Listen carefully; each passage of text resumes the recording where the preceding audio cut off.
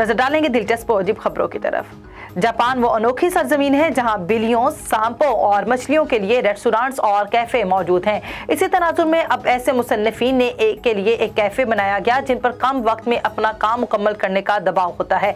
यहाँ उनकी हौसला अफजाई समेत हर मुमकिन मदद की जाती है। टोक्यो के नवाही इलाके कोइंजी में वाक़ इस रेस्टोरेंट का नाम मसवदा लिखने वाले कैफे रखा गया है। यहाँ सिर्फ ऐसे लोगों को आने की इजाजत है जो किसी अहम तहरीर पर काम कर रहे हो और कम वक्त में उन्हें ज्यादा काम करना हो। ये कैफे उन्हें मुकर्ररा वक्त में तहरीर मुकम्मल करने की हौसला अफजाई फराहम करता है और उन्हें हर तरह का आराम भी फराहम करता है।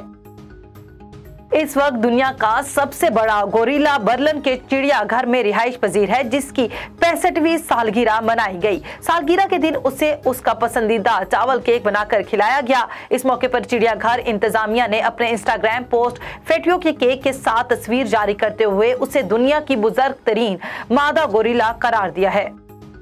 अपना घर होना हर शख्स का ख्वाब होता है, मगर ऐसे घर में जिंदगी गुजारना इंतहाई मुश्किल काम है जिसके चारों तरफ सिर्फ पानी ही पानी हो। गैर मुल्की मीडिया रिपोर्ट्स के मुताबिक एक कमरे पर मुश्तमिल ये अजीबो गरीब घर अमेरिका के काउंटी वाशिंगटन में वाक़या है, जहां ना कोई पड़ोसी है और ना कोई सड़क इस घर के जानिब जाती है। इस अजीबो गरीब घर को 2009 में तामीर किया गया था, जिसकी कीमत 2,60,000 पाउंड 6 करोड़ 15 लाख रुपए जायद से मुकर्रर की गई थी। दुनिया के तनहा तरीन घर के चारों इतराफ बहरे उक़यानूस है। इसके घर की खास बात यह है कि घर में बैतुल खला मौजूद नहीं।